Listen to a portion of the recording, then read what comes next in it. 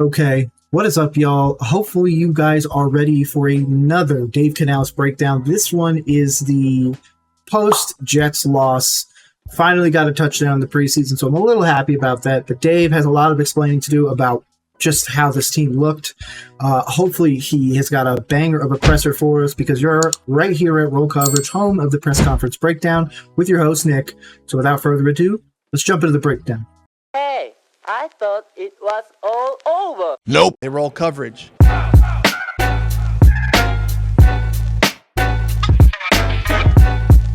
Just the finish of it, just felt good. Running the ball the way we want to. That tough style, pushing the pile. Dylan did a great job for us, just finishing off the game right there.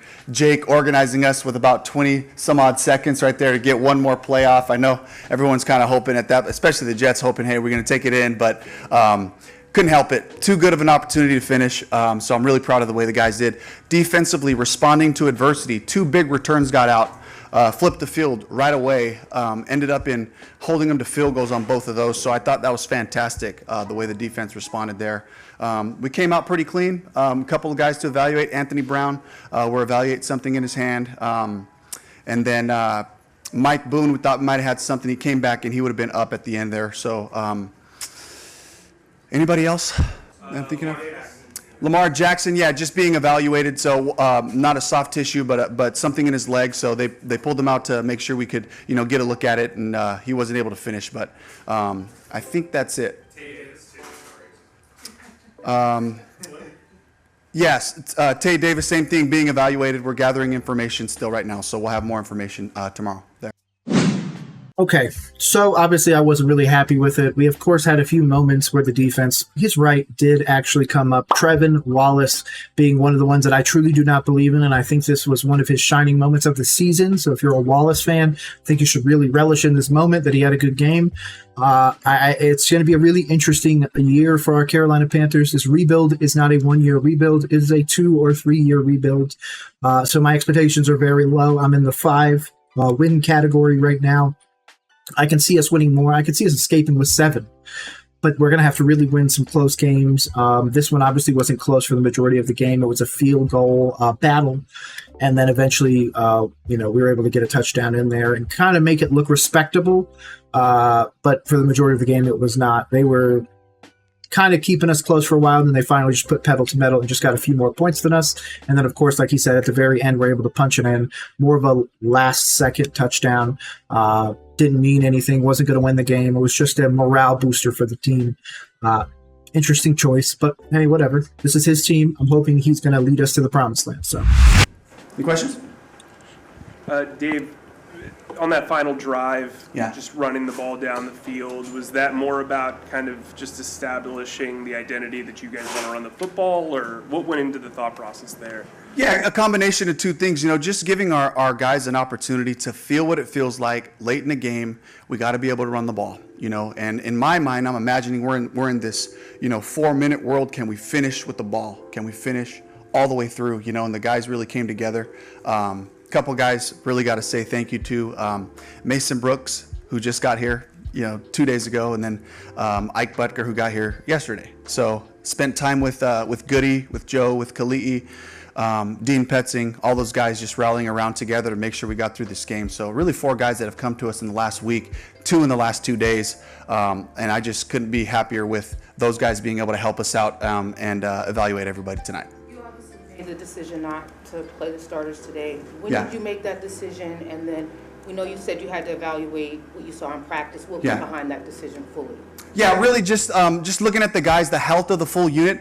We're going to get more people back. So again, this week would be another just week to evaluate. We're going to have more of those guys that would be playing with that starting group. So this could be a good opportunity for that this week. But again, it all depends on how practice goes. It all depends on the depth of the guys we have to finish games. So again, that's really just where my head was at. It's like if we throw a group out there, but we're missing a bunch of pieces, it's not really giving us the full look at working together and doing that. So I want to make sure that they're able to do that together. And so that kind of was what went to the decision. I'm not going to lie. I 0% believe that Bryce Young or any of the major starters will play any meaningful snaps in preseason at all.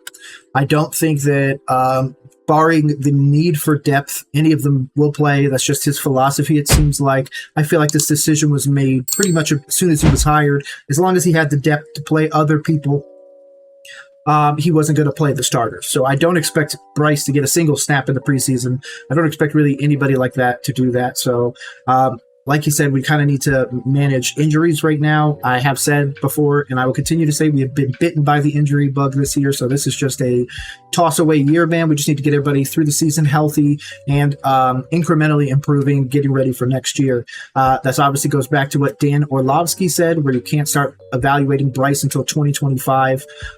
If this injury bug continues to bite, I'm probably going to be in his camp on that opinion. So, health. Yeah. When you have 38 inactives and you can only keep 53, how does that affect how much value you can get out of tonight?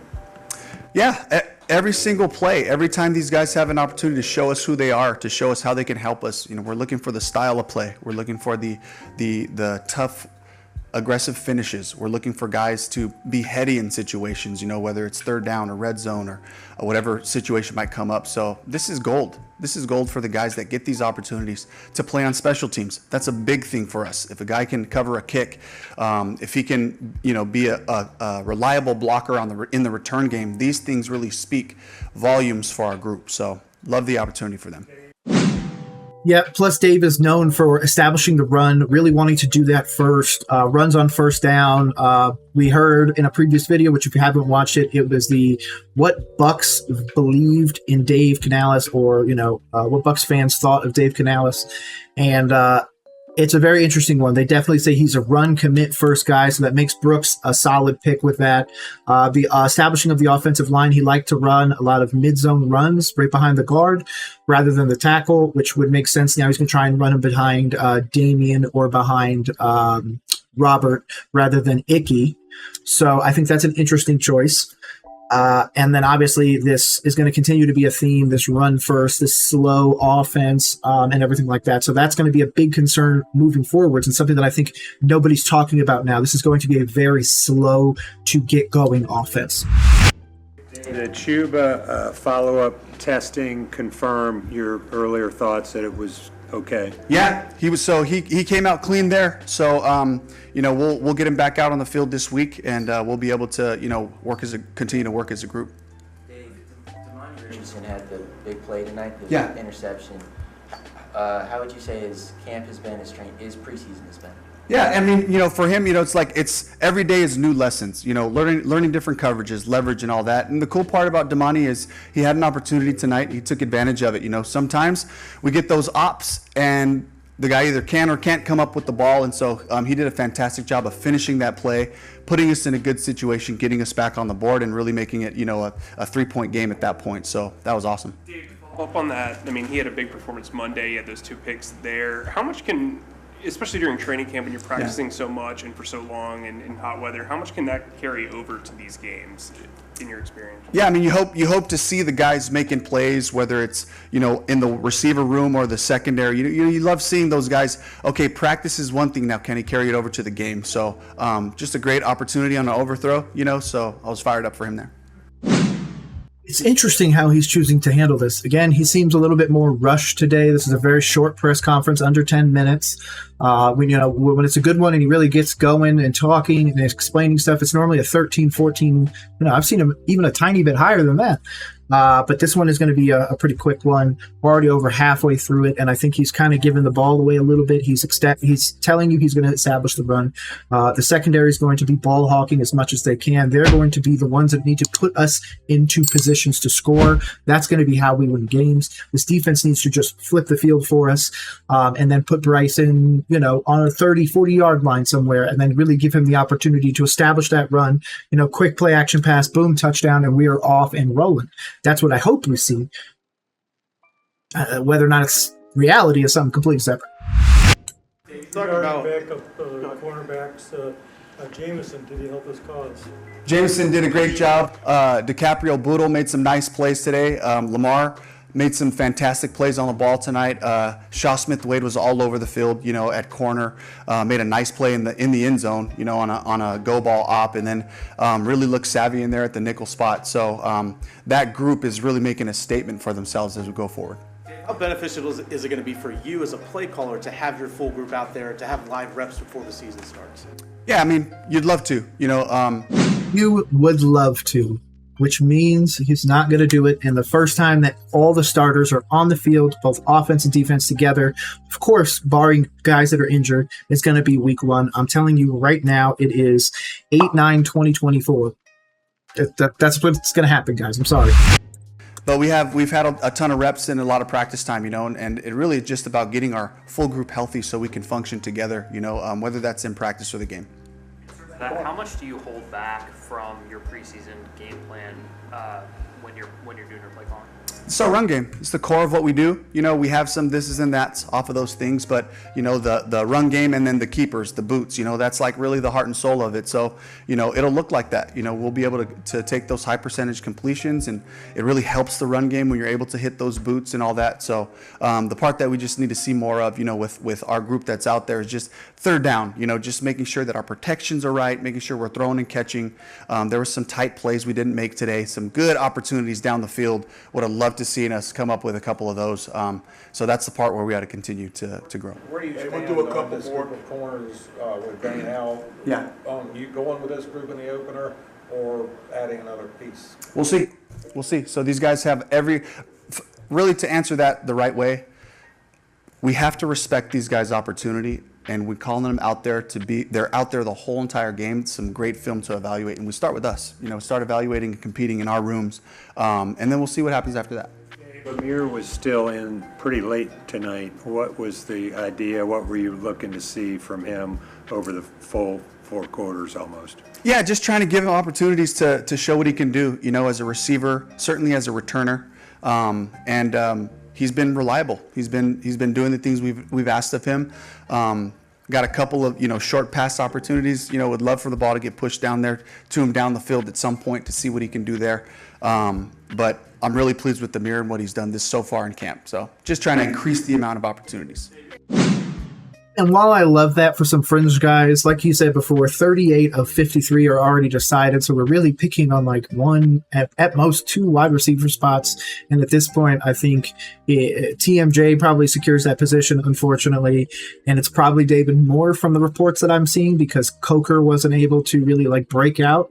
Of course, Coker was one of the ones I really liked, and I'll continue to hope for him to get to a great team if we decide to cut him. And same thing with TMJ. I was never really a big TMJ believer. I still am not now, but again, I think situation matters quite a bit. If TMJ was in a situation like the 49ers, he could probably get a bit more opportunity. But like Canales said, it's all about giving those guys that opportunity to make plays. So hopefully he's seeing the future of what this team's going to look like, because right now it's looking like a 5-win team for me. Like I've said, yeah, I'm just worried, man. I'm worried as a Panthers fan. I'm not sure how you guys feel. I even picked Dave Canales to be our head coach, and I'm still worried about the situation that we're looking at. The personnel offensively seems improved, but I'm not really sure if the play calling is going to be to the same level.